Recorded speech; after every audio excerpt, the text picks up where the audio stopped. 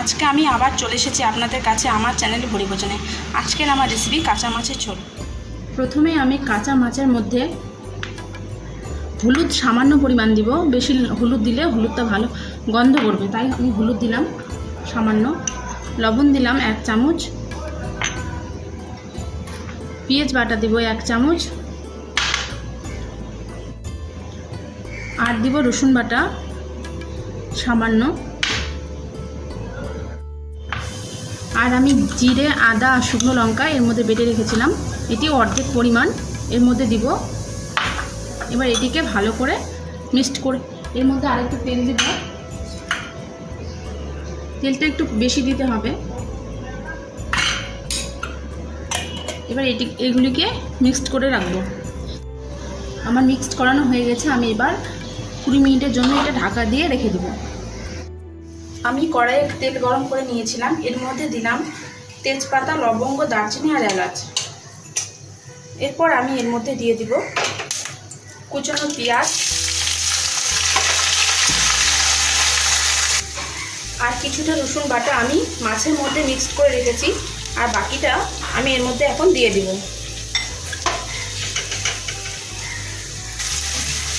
আর দিব 2 চামচের মতো লবণ। আমি মাছের মধ্যে 1 চামচি লবণ আগে মিক্স করে রেখেছি, তাই আমি আপাতত 2 চামচ লবণ দিলাম। আর দিব 1 চামচ হলুদ গুঁড়ো। হলুদ গুঁড়ো বেশি দেওয়া যাবে না, হলুদ গুঁড়ো বেশি দিলে কাঁচা মাছের ঝোলে গন্ধটা ভালো লাগে না। আর দিব আমি জিরে, আদা আর শুকনো লঙ্কা বেটে রেখেছিলাম, এর মধ্যে দিয়ে দিব। অর্ধেকটা আমি মাছের মধ্যে মিক্স করে রেখেছি, আর অর্ধেকটা আমি এর মধ্যে দিব।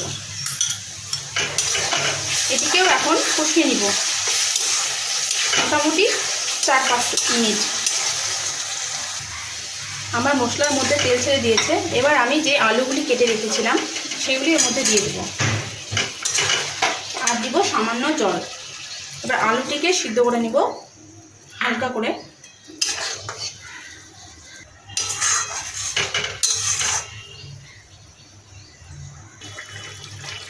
আরও 5 মিনিট আমি ঢাকা দিয়ে রেখে দিব। 5 মিনিট আমি ঢাকা দিয়ে রেখে দিব।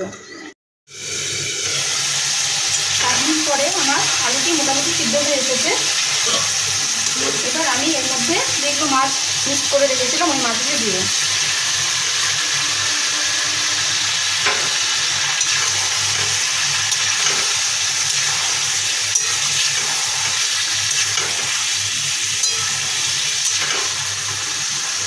আর দিব 1 বাটির মতো জল।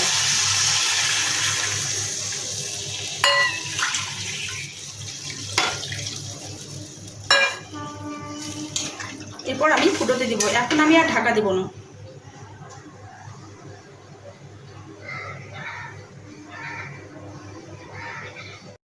6-7 মিনিট আমি পরে ফিরে এলাম। এবার আমি ধনে পাতা কুচি এর মধ্যে দিয়ে দেব। এটা দেওয়ার পরেও 1 মিনিট ফুটাতে হবে।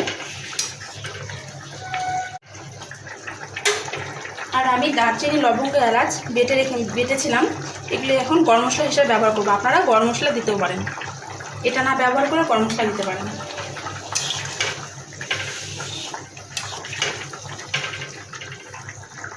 আমার মাছের ঝোলটি হয়ে গেছে। আমি এবার গ্যাসটিকে বন্ধ করে দেবো। আর 5 মিনিটের মতো আমি ঢাকা দিয়ে রেখে দেবো।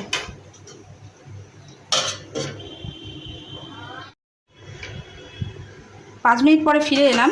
এবার দেখুন আমার কাঁচা মাছের ঝোলটি কত সুন্দর কালার হয়েছে এবং দেখতে খুব সুন্দর লাগছে, খেতেও খুব সুন্দর লাগবে।